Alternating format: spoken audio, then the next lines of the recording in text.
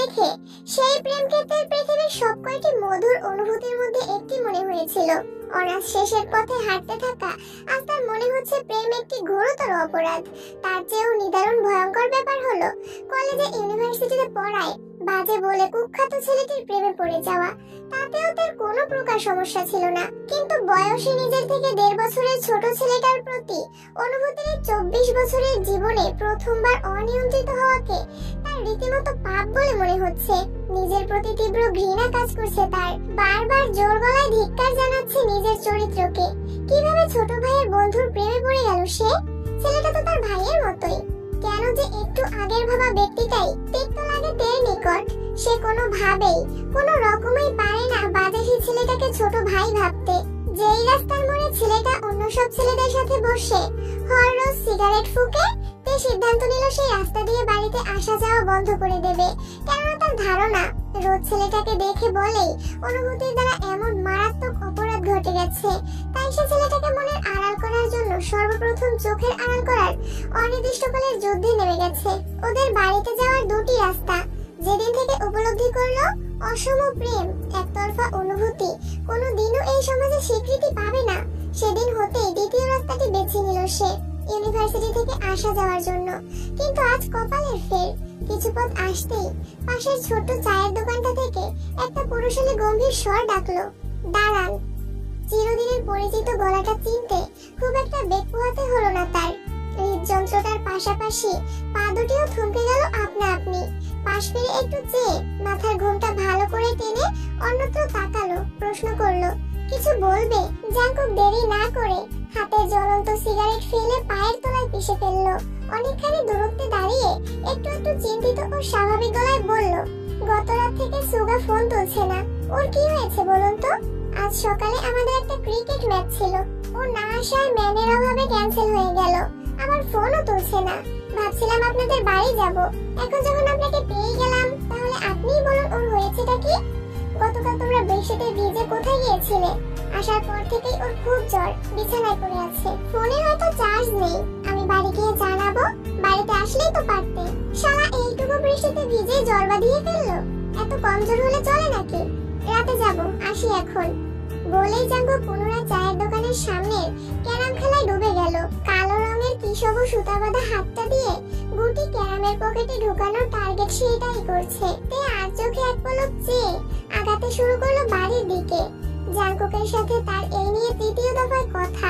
একই পাড়ায় থাকলেও, ওদের বাড়িতে আনাগোনা লেগে থাকলেও জাঙ্কুক তেমন কথা বলে না ওর সাথে।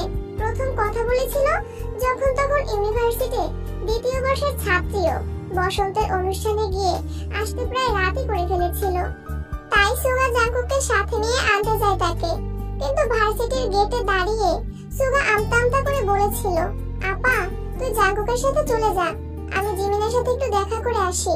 এদিকেই ওদের বাসা। Jimin Suga girlfriend. ভাইয়ের মনের প্রতিটা কথাই ওর জানা। দ্বিমত না করে জাঙ্কুকের সাথে রিকশায় চড়ে বসে ও। জাঙ্কুক সেদিন প্রথমবারের মতো বলেছিল, শাড়ির আঁচলটা ভালো করে তুলে বসুন, নয়তো চরকায় আটকে যাবে। ব্যাস, এই কথাটাই আটকে গিয়েছিল। কি ছিল কথাটাই জানে না। মৌমাছি যেমন একটু একটু করে মধু জমায় মৌচাকে, তেমন করে কলেজ পড়ুয়া জাঙ্কুকের সেই কথায় ওর ধবধবে সাদা মনটাই কুৎসিত রূপে মিষ্টি অনুভূতি জোড়া হতে শুরু করে দেয়। সেই অনুভূতি টের পায়নি টের পেতে বড্ড সময় পেরোলো। আরো একটা বসন্ত প্রাকৃতিক বিদায় দিয়ে চলে গেল। দ্বিতীয় দফায় কথা হলো ওদের বাড়িতে জেনিয়াপুর বিয়ের সময়। তে সবে শাড়ি পরে সেজেগুজে স্টেজে যাবে, এমন সময় হুট করে এসে একটুখানি ভরাট কণ্ঠে বলে উঠলো, গ্যাস লাইট হবে? সুগা বলল, আপনার কাছে পাওয়া যাবে? তে বিলম্ব না করেই প্রশ্ন করেছিল, কেন, সিগারেট ধরানোর জন্য? জাঙ্কুকের জবাবটাও ছিল একেবারেই নির্ভয় আর চমকহীন। যেন এরকম একটা প্রশ্ন সে মোটেও লজ্জা পায়নি, বড়ই নির্লজ্জ গলায় স্বীকারোক্তি করেছিল, জি। ব্যাস, জাঙ্কুক এ পাড়ায় আসার পর থেকে এটুকুই কথা বলেছে ওর সাথে এত বছরে। ছেলেটা স্বল্পভাষী ঠিক আছে, তবে তার মনে হয় ওর থেকেই একটু বেশি কম কথা বলে সে। নতুবা লিসার সাথে ঠিকই বলে। যেদিনই সুগার সঙ্গে তেদের বাড়িতে আসে জাঙ্কুক, লিসার সাথে একটা দুটো বাক্য বিনিময় হয়ই হয়। মাঝে মাঝে তো তার মনে হয় জাঙ্কুক ওর ছোট কাকার মেয়ে, লিসাকেই পছন্দ করে। ওদের বাড়িতে জাঙ্কুকের আসা যাওয়া লেগেই থাকে সুগার বন্ধু হওয়ার সুবাদে। তাতে বাবা, ছোট কাকা কারোরই কোনো আপত্তি নেই। ওনাদের চোখে জাঙ্কুক ভীষণ রকমের ভালো ছেলে। তার চরিত্র ফুলের মতো পবিত্র। ছোট কাকা প্রায়ই বলে, ছেলে মানুষ সিগারেট খাবে, মারপিট করবে, ইটস নরমাল। বাট মেয়ে মানুষকে ইফটিজিং করলে, কুনজরে তাকালে, কুপ্রস্তাব দিলে সেটা অন্যায় ও চরিত্রহীনতার কাজ। আমাদের জাঙ্কুকের যুগের হালে খুব ভালো ছেলে। মেয়েঘটিত কোনো খারাপ ব্যাপার ওর মধ্যে নেই। ইউনিভার্সিটির প্রফেসর হয়ে যখন ছোট কাকা এহেন বাক্যগুলো উচ্চারণ করেন, তখন সবার কাছেই মনে হয় তিনি উচিত কথা বলেছেন, কেননা মানুষ চেনার অভিজ্ঞতা আছে ওনার। সত্যিই জাঙ্কুক মারপিট করলেও মেয়েঘটিত ব্যাপার নিয়ে কখনোই কেউ কিছু শোনেনি। এমনকি তার ভার্সিটিতেও এমন কোনো গুজব বা কথা রটারটি নেই। বিকালের মিঠা রোদে ছাদে বসে কানে হেডফোন লাগিয়ে গান শুনছে তে। লিসা ছাদের কিনারায় দাঁড়িয়েছিল। আকস্মিক জোরে সরে বলল, আপা আমি নিচে যাই, জাঙ্কুক ভাই আসছে আমাদের বাড়ির দিকে। ভলিউম কমিয়ে গান শুনছিল সে। কথাগুলো কানে পৌঁছাতে খুব একটা বাধা পেল না। দ্রুত হাতে দুই কান থেকে হেডফোন খুলে নিয়ে দাঁড়িয়ে গিয়ে ধমকে ওঠে, জাঙ্কুক আসে তোর কি হয়েছে? তুই কেন নিচে যাবি? ও সুগার সাথে দেখা করতে এসেছে। লিসার কণ্ঠে জাঙ্কুক নামটা শুনে বুকের ভেতরটা জ্বলে যাচ্ছিল তার। কেন জানি তের মনে হয় জাঙ্কুক লিসাকে পছন্দ করে। ভাবতেই বুক চিরে দীর্ঘ নিঃশ্বাস বের হয়ে আসে ওর সর্বক্ষণ। ইন্টার ফার্স্ট ইয়ারে পড়ুয়া লিসা মুখটা কাঁচুমুচু করে জবাব দেয়, জাঙ্কুক ভাই আমাকে ফিজিক্সের কয়েকটা শীট দেবে বলেছে। হাতে দেখলাম শীট। ওর থেকে শীট নিতে হবে না তোর। প্রাইভেট টিচারকে শুধু শুধু টাকা দিস? ওর মারপিট করার ছেলেটা কি কচু শীট দেবে তোকে? উনি মারধর করলেও পড়ালেখায় খারাপ না আপা, মেধাবী ছাত্র, জগন্নাথে পড়েন আর ফিজিক্সটাও খুব ভালো বুঝাতে পারেন। উনি সবসময় পাড়ায় থাকলে আমি তার কাছেই প্রাইভেট পড়তাম। জাঙ্কুকের প্রতি লিসার এসব প্রশংসা মোটেও আর ভালো লাগছিল না তের। ওরা মনটা আরো বেশি পুড়ে যাওয়ার প্রতিজ্ঞায় দৃঢ়বদ্ধ হচ্ছিল বোধহয়। মোবাইল নিয়ে ঠাস ঠাস নেমে এলো নিচে। নিজের রুমে যাওয়ার পথে সুগার রুমে উকি দিয়ে দেখলো জাঙ্কুককে। সন্ধ্যার আগ মুহূর্তে বাবা দোকান থেকে ফিরে বললেন, তে মাগো এক কাপ চা হবে? এই বাড়িতে প্রতিটা মানুষ তের হাতের চা খেতে ভালোবাসে। বাবা, কাকা, লিসা, মা সবাই বলে তের হাতে চায়ের জাদু আছে। বসার ঘরে এসে শুনলো ছোট কাকা জাঙ্কুককে জিজ্ঞেস করছে, ক্যারিয়ারের উপর জোর দেওয়ার এটাই আসল সময়। কি ভাবলে? কি করবে ভবিষ্যতে? এখনো কিছু ভাবিনি। জীবনের সময়গুলো উপভোগ করতে চাইছি শুধু। সাধে কি আর খারাপ ছেলে তকমা পেয়েছে? কাকা এত সিরিয়াস একটা প্রশ্ন করলো, অথচ জবাব দিল কতটা অবহেলায়। ছোট কাকাকে আবার বলতে শোনা গেল, শুনলাম 10-15 দিন বাড়িতেই আছো। তুমি ফিজিক্স খুব ভালো পড়াও। এই কয়টা দিন যদি লিসাকে পড়াতে তাহলে ভালো হতো জাঙ্কুক। মেয়েটা ফিজিক্সে ভালো না, পাশ করতেই গলা শুকিয়ে যায়। জাঙ্কুক তৎক্ষণাৎ রাজি হয়ে গেল। পাথর চেপে বসলো তের বুকে। চোখ ঝাপসা হয়ে এলো। তবে কি তার সন্দেহই ঠিক? সত্যি লিসা আর জাঙ্কুকের মাঝে কিছু একটা আছে। লিসাকে পছন্দ করা অন্যায় কিছু নয়, বরং জাঙ্কুক যদি বয়সে বড় তাকে পছন্দ করত তাহলেই হতো কলঙ্ক। এলোমেলো হাতে চা বানাতে শুরু করে সে। বাবা চিনি কম খান। বাবার কাপে কয় চামচ চিনি দিল কিছুই খেয়াল নেই। মা রান্নাঘরে এসে আদেশের সুরে বললেন, জাঙ্কুককেও চা দিস তে, সাথে বিস্কুট দিতে ভুলিস না যেন। তে কেবল শুনলো, কোনো জবাব দিল না। বসার ঘরে চা পাঠালো লিসাকে দিয়ে। যেই মানুষটা তার নয়, তার সাথে চাইলেও কখনো মিল হবে না, তার সামনে গিয়ে প্রতিনিয়ত বুকের ভেতরে হওয়া ক্ষতটা আরো দগদগে করতে চায় না ও। পরের দিন সকাল 7টায় জাঙ্কুক এলো লিসাকে পড়াতে। থ্রি কোয়ার্টার প্যান্ট আর একটা হাফ হাতার গেঞ্জি পরেই চলে এসেছে। মাথার চুলগুলো হাত দিয়ে ঠিক করতে করতে জিজ্ঞেস করলো, লিসা কি ঘুম থেকে উঠেছে? তে অবাক হলো। দাঁত ব্রাশ করছিল সে। হাত দেখিয়ে থামতে বলে নিজের ওয়াশরুমে গিয়ে ঝটপট মুখটা ধুয়ে এলো। তার বিস্ময়ের শেষ নেই। একটা মানুষ পড়াতে এরকম বেশভূষায় কিভাবে আসতে পারে? আসলে ছেলেটা খারাপ ও বেপরোয়া, তবে তাকে বেশ সুন্দর লাগছে। ফর্সা চেহারাটা কেমন যেন লাল লাল হয়ে আছে। পায়ের কালো কালো লোমগুলো দৃশ্যমান। শরীর ঝিমঝিম করে উঠল। হৃদযন্ত্রটা ছুটতে শুরু করলো ট্রেনের বেগে। জাঙ্কুকর চোখের দিকে চেয়ে শীতল স্বরে জিজ্ঞেস করলো আবারও, লিসা উঠেছে? এত লিসা লিসা কেন করছে এই সুন্দর ছেলেটা? রাত ধরে গেল। তেজি গলায় বলল, হ্যাঁ উঠেছে, যাও পড়া টেবিলে আছে ও।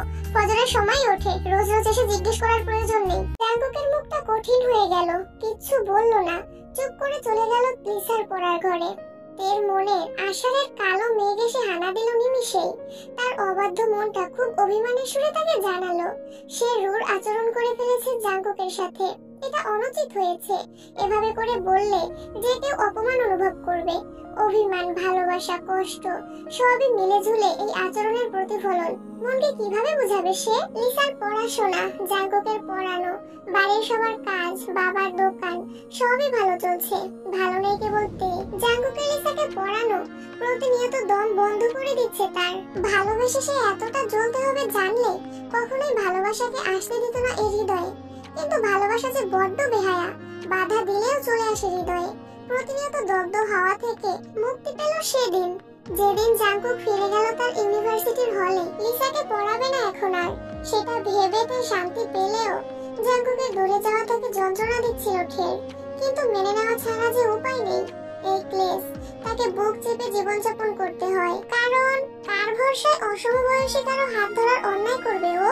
জাঙ্কুক তোকে ভালোবাসে না। যদি বাসতো তবেও এই সমাজের তিরস্কার সহ্য করে নিতে হাসি মুখে।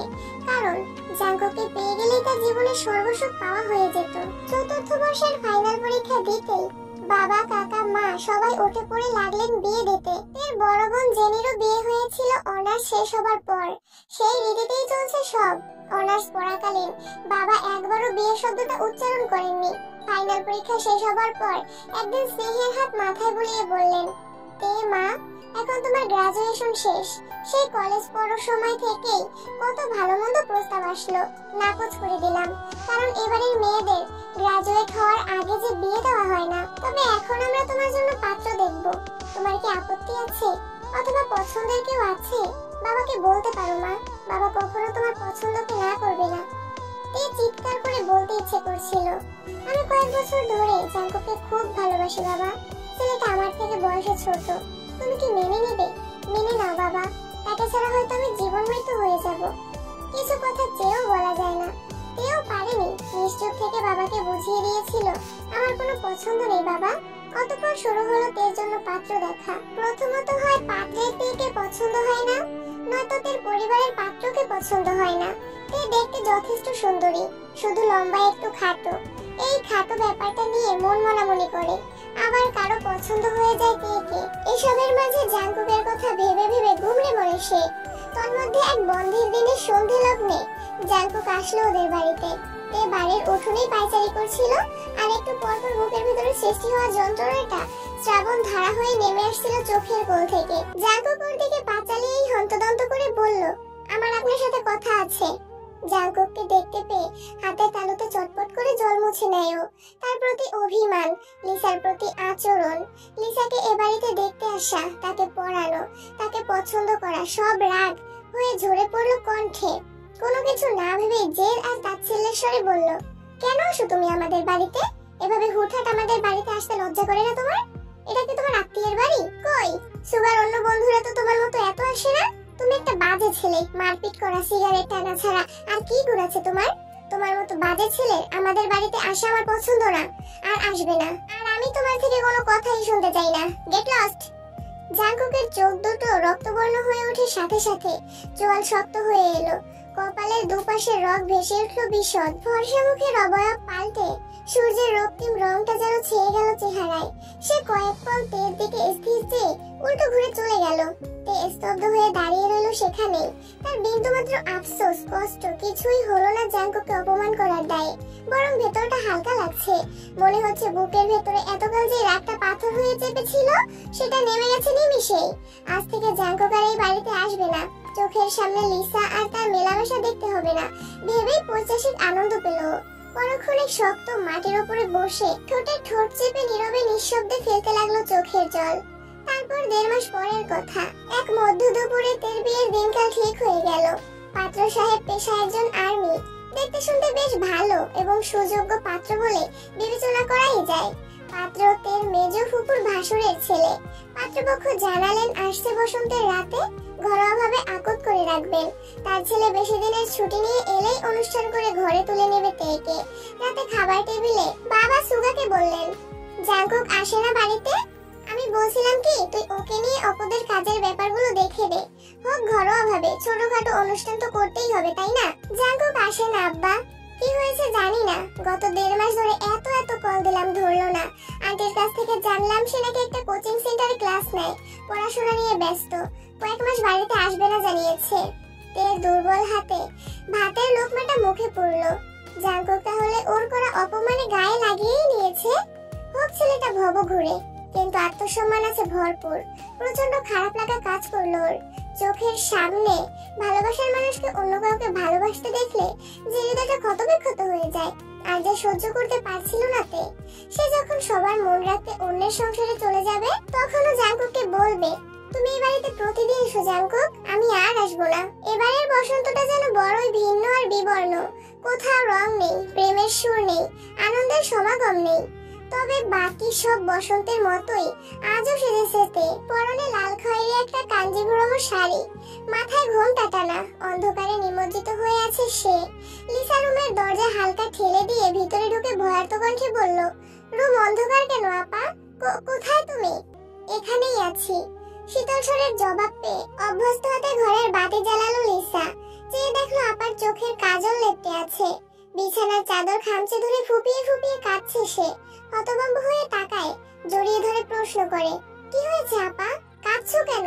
বিয়েতে রাজি না তুমি? তে কিছু বলবে, তখনই দেখে তড়িৎ বেগে কোথা থেকে যেন এলোমেলো ভাবে ওর ঘরে ঢুকলো জাঙ্কুক। ছেলেটাকে কত কল করলো সুগা, আসেনি।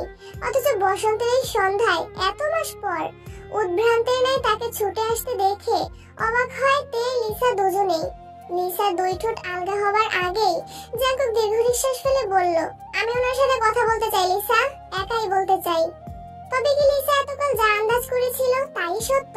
সে মৃদু হেসে চলে গেল বাহিরে। তৎক্ষণাৎ জাঙ্কুকের কোমল হাত ধরে এক ঝটকে নিজের কাছে নিয়ে এলো।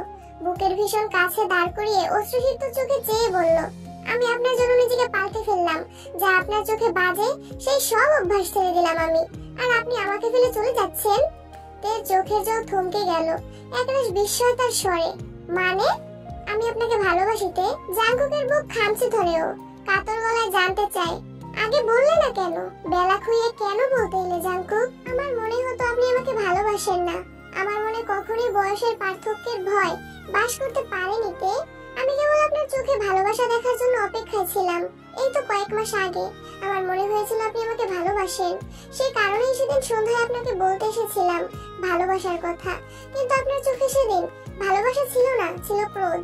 হয়তো আমি ভুল ভেবেছিলাম যে আপনি আমাকে পছন্দ করেন, তাই আর বলা হয়নি। নতুন পথে চলতে শুরু করছিলাম আপনার চোখে ভালো ছেলে, ভালো প্রেমিক হব বলে। তার মানে তুমি লিসাকে পছন্দ করো না, ভালোবাসো না? বুক খামচে ধরাতে হাতটার উপরে হাত রাখে জাঙ্কুক। হ্যাঁ, আমি লিসাকে পছন্দ করি, তবে বোন হিসেবে। আর আপনাকে আমি আমার হৃদয়েশ্বরী ছাড়া কিছুই ভাবতে পারি না। লিসাকে পড়ানোর ওসিলায় এ বাড়িতে এসে রোজ আপনাকে চোখের সামনে দেখতে পাবো বলেই পড়াতাম। তে নিশ্চুপ হয়ে রইল, কিছু বলতে পারছে না ও। এখন কি হবে? ও পারবে না এই বিয়ে করতে। কিন্তু বাবার এই বাড়ির মান সম্মান, জাঙ্কুক তাকে ভালোবাসে জেনেও যে অন্য কারো হতে পারবে না। দরজায় কড়া নাড়ার শব্দ হলো। লিসা বলল, জাঙ্কুক ভাই, কাজী সাহেব এসে গেছেন, একটু পরেই হয়তো বিয়ে পড়াতে ঘরে আসবে। তে ভয়ার্ত চোখে চাইলো। জাঙ্কুক ওর আঙুলের ভাঁজে আঙুল ঢুকিয়ে বলল, আপনি শুধু আমার জন্য কবুল বলবেন প্লিজ। আমি আপনাকে না পেলে আগের চেয়েও ভীষণ বাজে ছেলে হয়ে যাব, একটুও ভালো থাকবো না। তুমি কি বাবাকে বলবে তুমি আমায় ভালোবাসো? বলবো, এবং আপনাকে বউ করে নিয়ে যাব। সেই সন্ধ্যাটা ছিল রংহীন। দুঃখে বিভোর সেই সন্ধ্যাটা বদলে গেল চোখের পলকে। ল্যাম্পপোস্টের হলদে আলো, সমীরণে ফাল্গুনের অস্তিত্ব। মনে সুখের হাওয়া লাগানো বাসন্তিকা সন্ধ্যাটায় জাঙ্কুক ও তের বিয়ে হয়ে গেল। সমাজ, আত্মীয় স্বজন কাউকেই পরোয়া করলেন না তের বাবা। স্পষ্ট করে বললেন, মেয়ের সুখ যেখানে সেখানেই তিনি খুশি মনে মেয়েকে দিবেন। তের ফুপু রেগে মেগে চলে গেলেন। যদিও খুব আন্তরিকভাবে পাত্রপক্ষের কাছে ক্ষমা চেয়েছিলেন তের বাবা, আর পাড়াপড়শি বেশি আত্মীয় স্বজন তিরস্কারের সুরে বারবার করে বলে গেল, নিজের থেকে ছোট বয়সের ছেলের সাথে প্রেম, আবার বিয়ে! কি অসভ্য আর নির্লজ্জ মেয়ে রে বাবা! তে বা তার পরিবারের কারো কথাই কানে তুলল না। তে তখন জাঙ্কুকের হাতটা ধরে সুখের বেলায় ভাসতে ব্যস্ত। সেই সন্ধ্যাতেই শ্বশুর বাড়িতে পা রাখেও। জাঙ্কুকের রুমের দক্ষিণা জানালায় দাঁড়িয়ে ফাগুনের যত বাতাস গরমে কৃষ্ণ মেঘের আকাশে প্রেম পাখিটাকে উড়ে উড়ে নিজের কাছে আসতে দেখছিল। নিমেষেই তার সমস্ত দেহে খেলে গেল শিহরণ। এক উষ্ণতা জাপটে ধরে তাকে। সেই উষ্ণতার সুখ শান্তি খুঁজে পায় সে। পুরুষালী হাত দুটো তাকে পেছন থেকে জড়িয়ে ধরে মাদকতার স্বরে বলল, বছর 3 আগে এক বসন্তের সন্ধ্যায় হুড়তোলা রিকশায় আমি আপনার প্রেমে পড়েছিলাম। আজ অন্য এক বাসন্তিকার সন্ধ্যায় আপনি লেপ্টে আছেন আমার বুকের মাঝখানটায়। এ হতবাক, কি অদ্ভুত! দুটো মানুষের হৃদয়ে একই সময়ে প্রেমের অনুভূতি জাগলো, অথচ মানুষ দুটি জানলো না। নীরবে নিভৃতে মানুষ দুটো জ্বলতে থাকলো প্রেমের আলোলে, অথচ এই আগুন নিভলো কতগুলো বছর পর পেরিয়ে।